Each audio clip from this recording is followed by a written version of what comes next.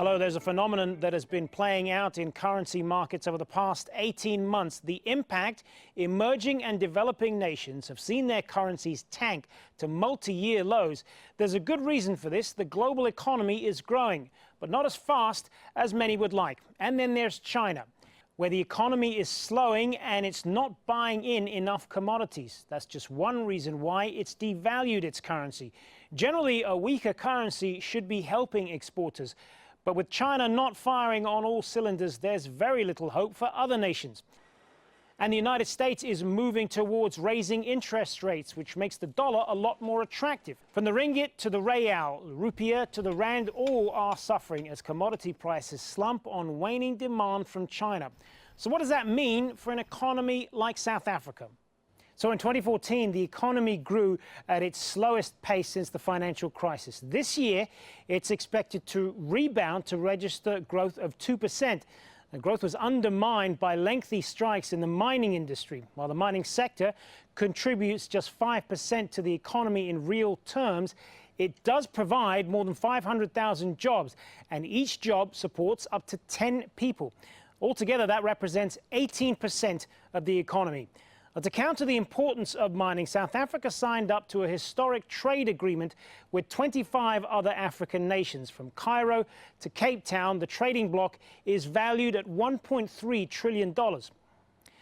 So you can see, as one of the strongest economies in Africa, there's a lot more potential. Well, let's put this in some kind of perspective now and look at the challenges facing South Africa with the co-CEO of Standard Bank, Sim Shabalala. Thank you for being with us. Now, let's start with currencies. You can't get away from it, but China devalued its currency. What does that mean for a nation like South Africa?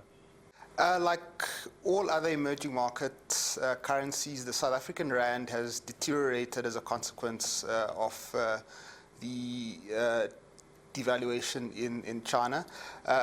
And indeed, in the context of liquidity moving back to the United States, people purchasing financial instruments from the US, one can expect a material negative impact on the South African currency as a consequence.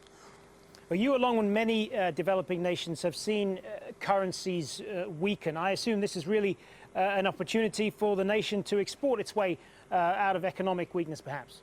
Well, indeed, you know, a devaluation of the currency has got pluses and minuses. It's got a plus because it has got an upward drive to your revenues as well as to your costs, and as you correctly point out, it's good for your exporters. So does China's devaluation then lead you to believe that other nations will follow suit in what's been dubbed currency wars? We are monitoring the developments. They form part of our risk management framework. We do stress testing, and we anticipate the various potential outcomes. We are concerned about potential currency wars. It is our earnest hope that that doesn't eventuate. And that there's going to be a flaw to these processes. Well, just how important then is the whole mining sector to South Africa? Because while still among the world's biggest producers of coal and platinum, the mining sector does expect to firework as the commodity prices slump. The mining sector is very important to the South African economy. However, I have to point out that the South African economy is diversifying, and it continues to diversify. The proportion of GDP contributed by mining is far less than it was even a decade ago, but it definitely contributes a large proportion of the country's foreign currency income. And so over time, one hopes that the economy will continue to diversify and that employment will grow in other sectors as a consequence of that continued diversification. As a pan-sub-Saharan bank, how important is the tripartite free trade area to the bank and the economy? It's pretty impressive that such a deal could be done when there are many deals like the Trans-Pacific Trading Agreement, for example, that have fallen. Are Africa's nations better aligned to growth and development terms? It is our view that increasing intra-Africa trade and investment is absolutely the way to go. So an Africa free trade zone is very, very important, and the movement, therefore, of capital, goods, and people, the easy movement of all of that is very important. For us, as a Pan-African financial institution, we see upside in a more integrated African continent. And you just had your earnings release. Just give us an idea of how you did and what you expect going forward. Our headline earnings were up 27%.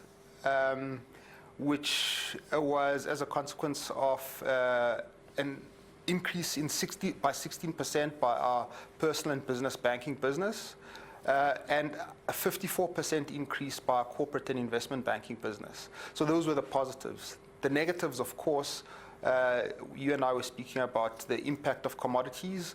A whole slew of commodities prices declined.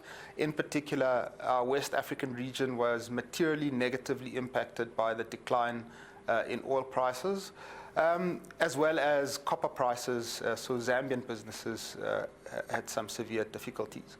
But notwithstanding that, the power of a portfolio, our East African business did reasonably well.